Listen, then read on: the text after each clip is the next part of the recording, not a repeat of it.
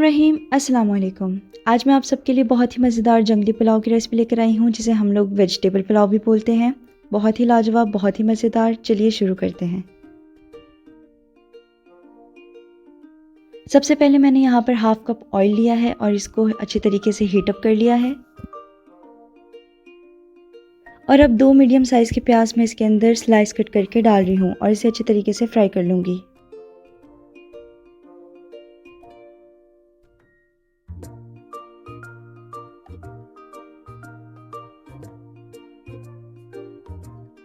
जब प्याज थोड़ा कलर चेंज कर ले तो मैं इसके अंदर गार्लिक पेस्ट ऐड कर रही हूँ।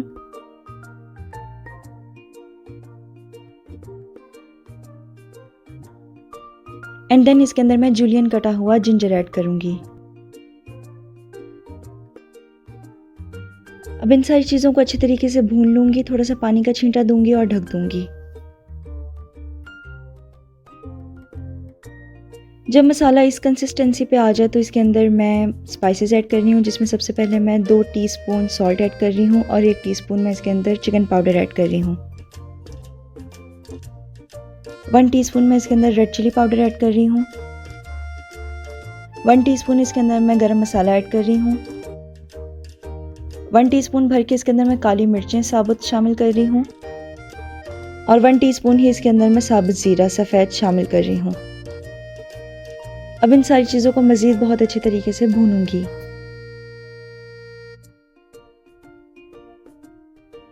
जब मसाला भुन जाए तो यहाँ पर मैं इसके अंदर 1 पाव मटर ऐड कर रही हूँ। अब मैं इसके अंदर 1 कप गाजरें ऐड कर रही हूँ।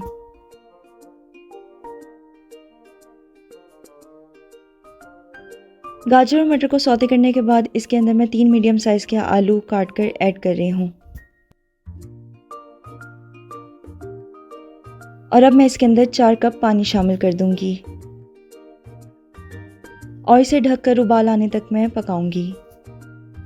अब देखें इसमें उबाल आ चुका है। मैंने यहाँ पे 2 कप कच्ची बासमती के चावल भिगो कर रखे हुए थे 1 घंटे पहले से, वो मैं इसके अंदर शामिल कर दूंगी। अब इसको एक अच्छा सा मिक्स दे दूंगी।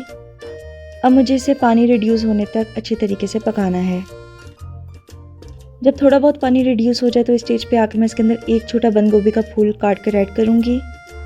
सब्जियों की कोई कैद नहीं है, आप अपनी मर्ज़ी से कोई भी वेजिटेबल ऐड कर सकते हैं, जितनी चाहे मर्ज़ी ऐड कर सकते हैं। अब देखें पानी ऑलमोस्ट ड्राई हो चुका है और ये बिल्कुल दम के स्टेज पे है। अब मैं इसके अंदर 1 कप चॉप्ड शिमला मिर्च ऐड कर रही हूँ और साथ ही जूलियन कट की हुई ग्रीन चिलीज़ भी ऐड कर दूँगी और इसको तकरीबन 20 से 25 मिनट के लिए दम लगा दूँगी।